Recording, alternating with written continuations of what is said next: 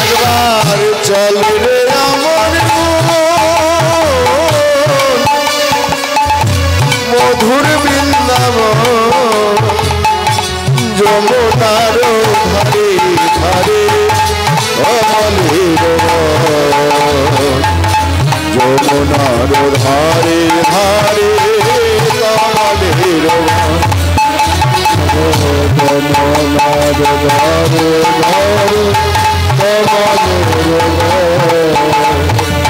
যমুনার ধারে ধারে একবার চল রে আমার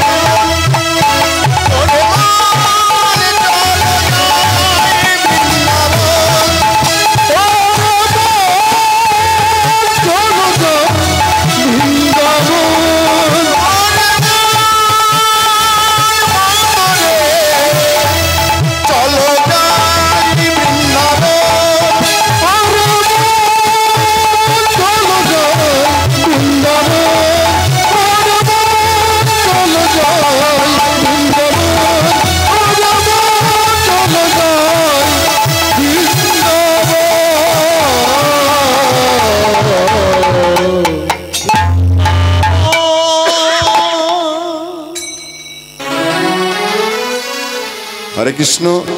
এতক্ষণ আমরা সকলে বৃন্দাবনে এসে পৌঁছেছি। বৃন্দাবনের সভাটি আজকে লীলা বিষয়বস্তু হচ্ছে রাধা গোবিন্দের নৌকা বিলাস। তা শুন এই লীলা আমরা আস্বাদন করি। প্রভাতকালে উঠে শ্রীদামে সুদামে দাম্ব সুদাম মধুমঙ্গল সখা সুবল এবং দাদা বলরামকে সঙ্গে করে গোবিন্দ আমার গোষ্ঠী গমন করলেন। গোষ্ঠী গমন করে দূর বনে ধেনু বর্ষগণকে হাঁকিয়ে দিয়ে বিনোদ খেলা মত্ত বিনোদ খেলা খেলতে খেলতে হঠাৎ সুবলের বদন দর্শন করে তার সেই প্রেমময়ী রাধারণীর কথা মনে পড়েছে। তাই তার খেলা ভালো লাগছে। কিন্তু দেখুন, এত এত সখা থাকতে সুবল সখার বদন দর্শন করেই কেন বা রাধার কথা মনে পড়ে? এর কারণ হচ্ছে সুবল সখা আর কেউ নয়, সুবল সখা হচ্ছে রাধারানীর কাকাতো ভাই। তাই ভাই বোনের চেহারার মিল থাকে। আর যখনই গোবিন্দ আমার সুবল সখাকে ওই বদন দর্শন করে তখনই রাধার কথা মনে পড়ে। তাই তার খেলা ভালো লাগছে না। তাই সখাগণকে পরিত্যাগ করে আজ করলেন সেই যমুনার তীরে গিয়ে উপস্থিত হলেন। সখাগণকে পরিত্যাগ করে আরে কি বা সখাগণ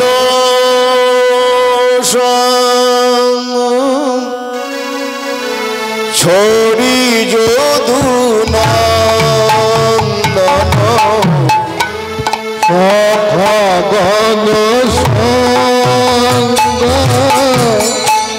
ছড়ি যদুনন্দন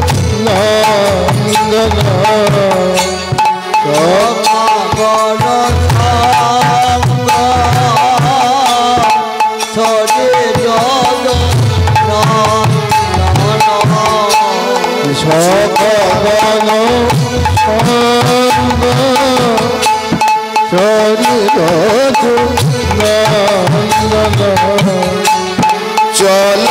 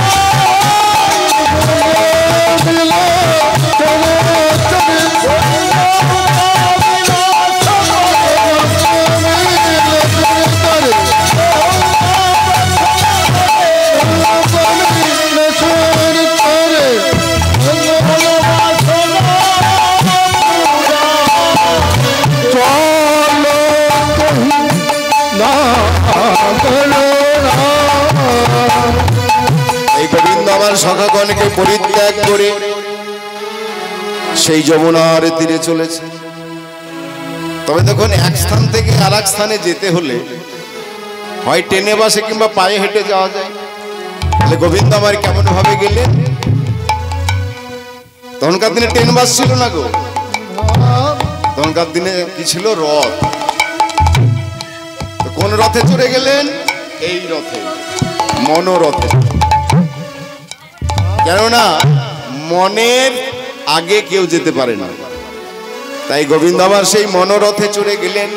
কোথায়? ভাবিনি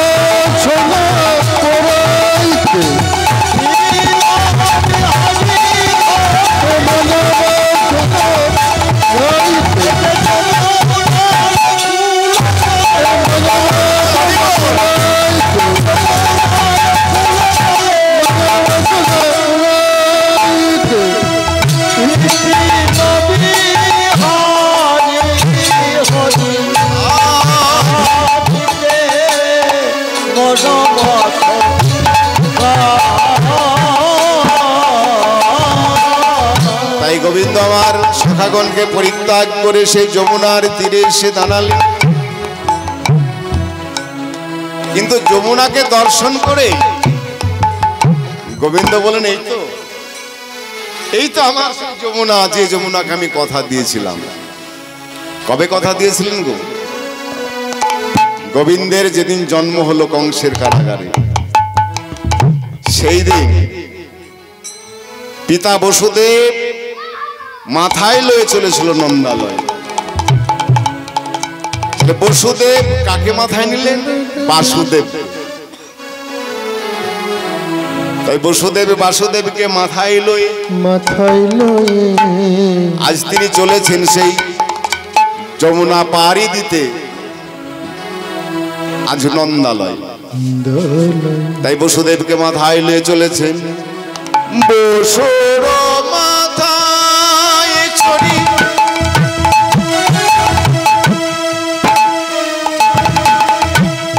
চলে বাসুদেব,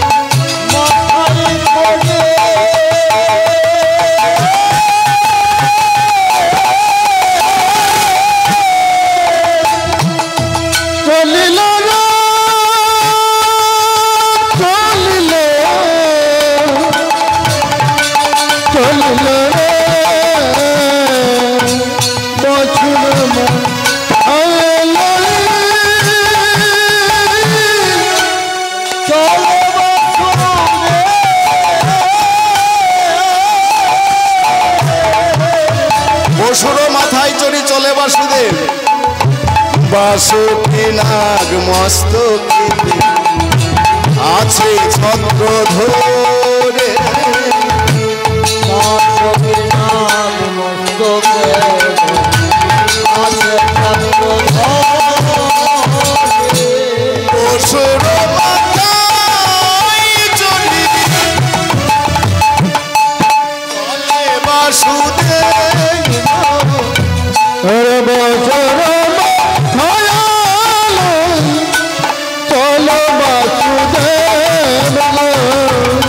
আজ বাসুদেব চলেছেন যমুনার তীরে এসে। বসুদেব বলছে, তাই তো এত বড় যমুনা আমি পার হবো কেমন করে? কিন্তু যখন যে বললাম যখন বিপদে পড়ে তখন ভগবানকে ডাকে, বসুদেব নারায়ণকে ডাকছে। যে নারায়ণ তার মস্তকে আছে জানে না, সে জানে আমার সন্তান, তাকেই স্মরণ করছেন। ও নারায়ণ, হে নারায়ণ তুমি আমায় উপায় বলে দাও, হে অনাদির আদি তুমি উপায় বলে দাও, আমি কেমন করে যমুনা পার করব। সঙ্গে সঙ্গে গোবিন্দ আমার পূর্ণমাসী যোগমায়াকে স্মরণ করলেন। পূর্ণমাসী যোগমায়াকে স্মরণ করে বললেন, মা দেখো আমার পিতা বিপদে পড়েছে, তোমায় উদ্ধার করে দাও, রাস্তা করে দাও। সঙ্গে সঙ্গে পূর্ণমাসী যোগমায়া আমার কি করলেন, একটি শিগালনির রূপ ধারণ করলেন। তাই শিগালনির রূপ ধারণ করে যে যমুনা পাড়ি দিয়ে চলে যাচ্ছে। আর বসুদেব বলছে, একটি শিগালিনী যদি পার হয়ে যেতে পারে তাহলে আমি কেন পারবো না। এই বলে গোবিন্দের মস্তকে নিয়ে বসুদেব চলেছেন ওই শিগালিনীর পাছু পাছু যাচ্ছে। মধ্য যমুনায় যেই না গিয়েছে সঙ্গে সঙ্গে দুরময় হয়ে গেলেন, অদৃশ্য হয়ে গেলেন শিগালিনী, আর কাউকে দেখতে পেলেন না। আর এদিকে যমুনা সে মনে মনে ভাবছে, এই তো আমার গোবিন্দকে পেয়েছি, আমার বক্ষ মাঝে পেয়েছি, কিন্তু গোবিন্দের চরণ পাবো কেমন করে? কেননা গোবিন্দ কথা দিয়েছিলেন, কবে? গোলকে যেদিন এই যমুনা বিরজা ছিল, সেই বিরজার কুঞ্জে গোবিন্দ আমার ঢুকেছিলেন শ্রীদামকে দাঁড়িয়ে দেখে। বিরজার কুঞ্জে গিয়ে যেই না বিরজার কুঞ্জে প্রবেশ করেছে, রাধারানী জানতে পেরে ছুটতে ছুটতে গিয়ে সঙ্গে সঙ্গে বিরজাকে শ্রীদামকে বলে, শ্রীদাম তুমি আমায় দ্বার ছাড়ো, আমি আমার প্রভুর কাছে যাব। কিন্তু শ্রীদামকে অভিশাপ করলেন যে তুই যখন আমায় দ্বার ছাড়লি না, আমি তোকে অভিশাপ করলাম তোর ওই শঙ্খ রূপে দত্তকুলে জন্ম।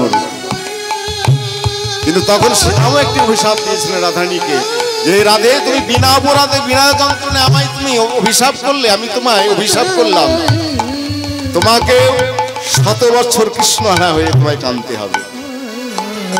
তাই গোবিন্দ আমার 100 বছর ছাড়া ছিলেন, মথুরায় গিয়েছে। আর এদিকে গোবিন্দ আমার বিরজার কুঞ্জে গমন করেছে। আর এদিকে রাধারানী জানতে পেরে যেই না কুঞ্জে ভিতরে প্রবেশ করেছে, সঙ্গে সঙ্গে ওই বিরজা দ্রবময় জল হয়ে গেল। আর গোবিন্দ আবার কি করলেন, একটি সর্পরূপ ধারণ করলেন। সর্পরূপ ধারণ করে ওই জলে জল খেলি করছেন। রাধারানী প্রবেশ করে দেখছেন যেখানে কেউ নেই, জল আর সর্প। রাধারানী বুঝতে পারলেন, বুঝতে পেরে কি করলেন, বলে এই তো হে গোবিন্দ, হে বন্ধু, তুমি যখন সর্পরূপ ধারণ করেছো, আমিও ময়ূর রূপ ধারণ করব। তাই রাধারানী ময়ূর রূপ ধারণ করলেন। ময়ূর রূপ ধারণ করে সেই ময়ূর রূপে এবার সর্পে আর ময়ূরে যুদ্ধ শুরু হয়ে গেল। তাহলে একজন ভক্ত আর একজন ভগবান। তাহলে কে ভক্ত? রাধারানী ময়ূর, আর ভগবান তিনি সর্পরূপে যুদ্ধ শুরু হয়েছে। তাহলে কে পরাজয় হবে গো? ভক্তের কাছে ভগবান পরাজয়। পরাজিত হয়ে বলে, রাধে তুমি আমায় কৃপা করো, আমি তোমার কাছে পরাজিত, তুমি বলো কি চাও। বলে আজ তোমার জন্য যখন আমি ময়ূর রূপ ধারণ করেছি, আমাকে তোমায় মাথায় করে রাখতে হবে। সেই ময়ূরের পাখা এখনো পর্যন্ত গোবিন্দের মস্তকে ধারণ করা আছে। আর সর্প, সেই সর্পটা কি করলো? সেই সর্পটা দেবাদিদেব মহাদেবের গলায় যেটা দেখা যায়, সেই সর্প। আর কি করলেন, ওই যে দ্রব্যময় বিরজা ছিল, বিরজাকে গোবিন্দ বলেন, হে গোবিন্দ। বিরজা বলছে, গোবিন্দ তাহলে বলো বলো আমার কি উপায় হবে, আমি তোমায় কেমন করে সেবা পাবো?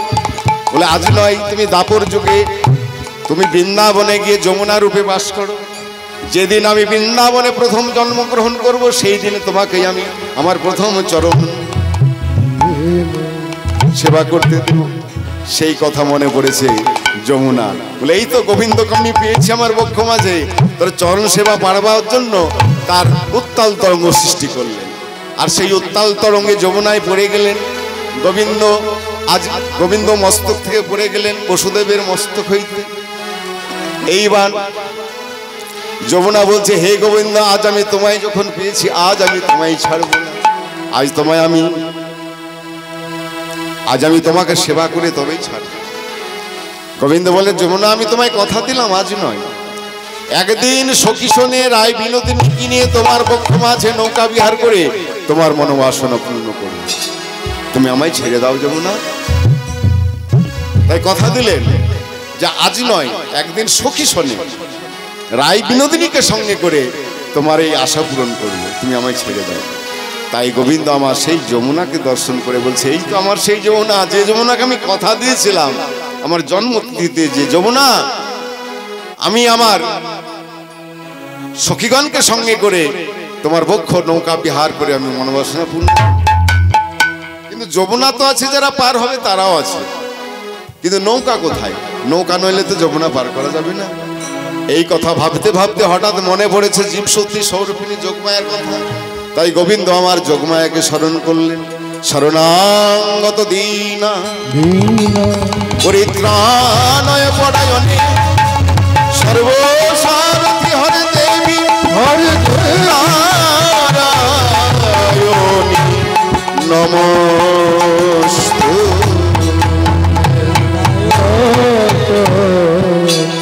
গোপালের কাতর আহ্বানে আবির্ভূত হলেন দেবী কাত্যায়নী।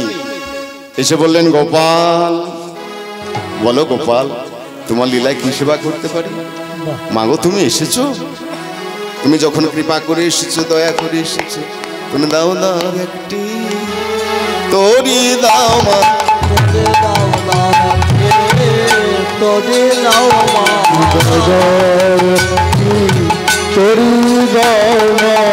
দাও দাও একটি তোরি দাও।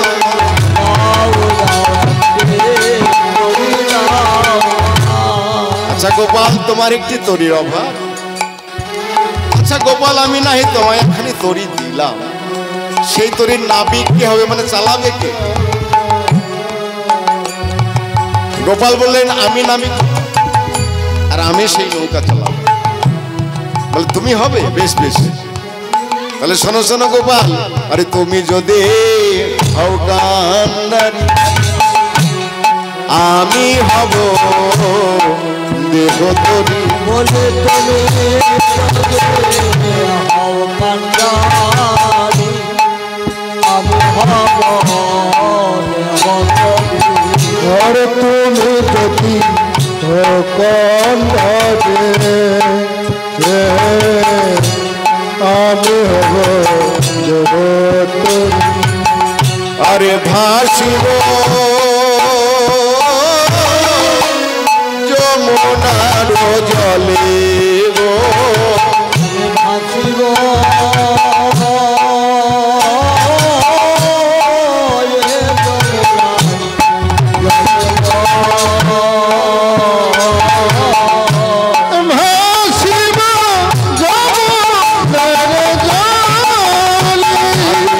ভেসে যে বেড়াবো ভেসে যে বেড়াবো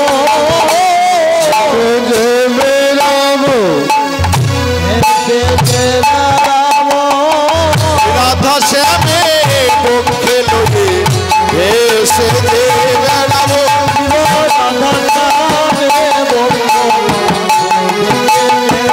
বেড়াবো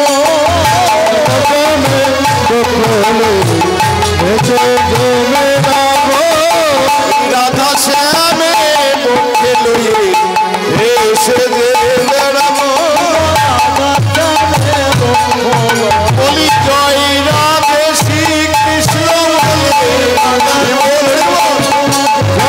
শ্রী কৃষ্ণ বলে কৃষ্ণ বলে কৃষ্ণ বলে কৃষ্ণ বলে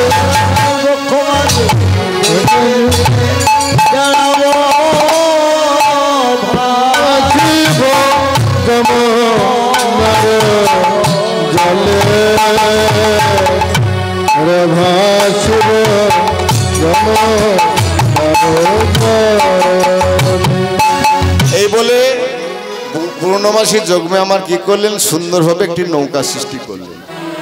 তবে এই নৌকা কাঠের নৌকা নয়, এই নৌকা হলো নববিধা ভক্তি রসের নৌকা। নববিধা ভক্তি দিয়ে সুন্দরভাবে নৌকাখানি সৃষ্টি করলেন। নববিধা ভক্তি দিয়ে 9টি গোড়া দিল আর ধৈর্য দ্বারার ওপরে খারাজি করিল। তাই নববিধা ভক্তি দিয়ে সুন্দরভাবে নৌকাখানি সৃষ্টি করে গোপালকে দিলে, গোপাল এই নাও, এই নৌকায় চড়ে তুমি মধ্য যমুনায় গিয়ে মুরলীর ধ্বনি করো, সেই মুরলীর ধ্বনি শুনতে পেয়ে তোমার আয় বিনোদিনী নিশ্চয় আসবে। এইবার সুন্দরভাবে নৌকাখানি সাজালেন, আরো হীরা মানিক মুক্তা দিয়ে সুন্দরভাবে নৌকাখানি সাজালেন। সিজিল তরণী খানি প্রবল মুক্তা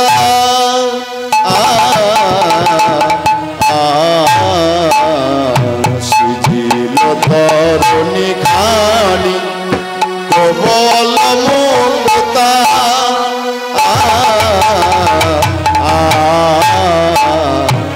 যতন করে সাজাইল তরি, যতন করে সাজাইল তরি, যমুনায় যাবে বলে যতন করে সাজাই তরি সাজাইল, যমুনায় যতন করে সাজাই তরি সাজাইল। শিখে পুচ্ছ গুঞ্জ ছাড়া অযত কাঞ্চনে মোরা, শিখে পুচ্ছ গুঞ্জ ছাড়া রাজত কাঞ্চন মোরা, শিখে পুচ্ছ গুঞ্জ ছাড়া রাজত কাঞ্চনে মোরা, শিখে পুচ্ছ গুঞ্জ ছাড়া রাজত কাঞ্চন মোরা। আর কেরওয়ালে বাজো বাজো কি আয়ে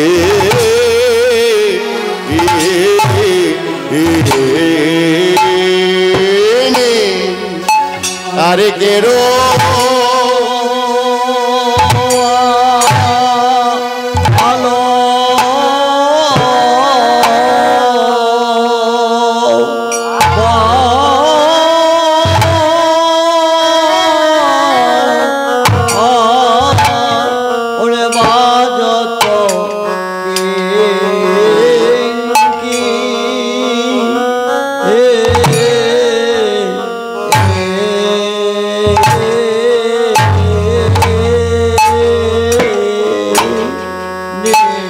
আরে কেরো আলে তোরি যতন করি সাজা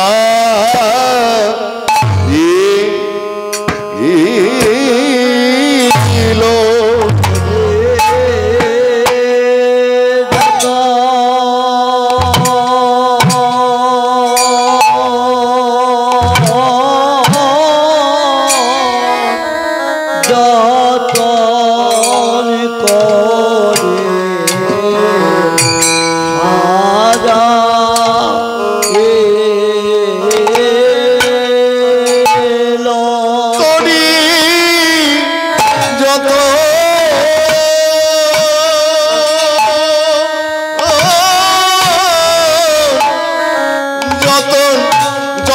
যতন করে সাজা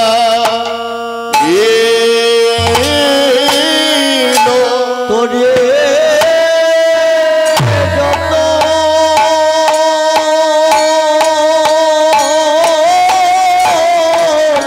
যতন করে সাজা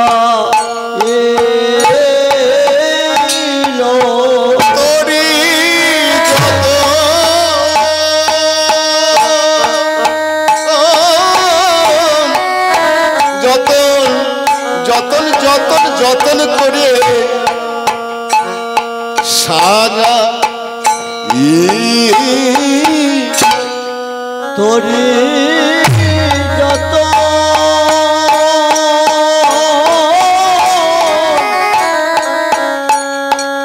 বাবা বাবা যতন করে তোরে সাজাই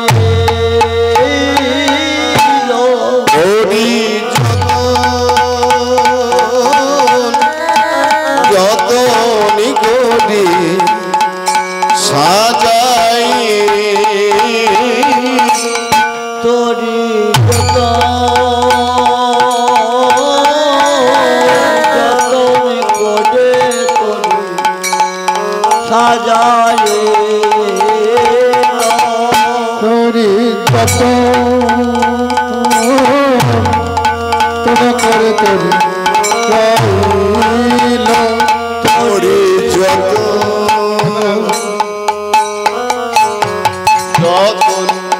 যতন করে সাজাই তোরে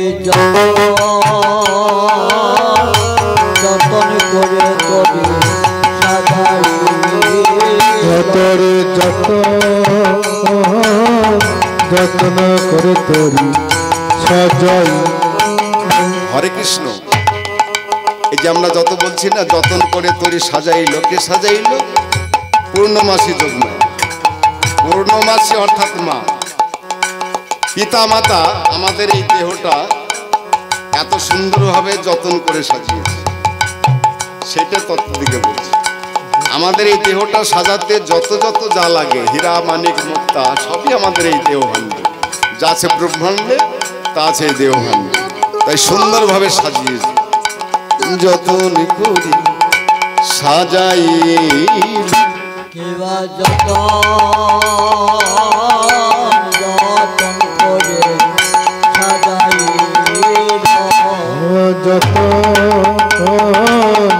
যতন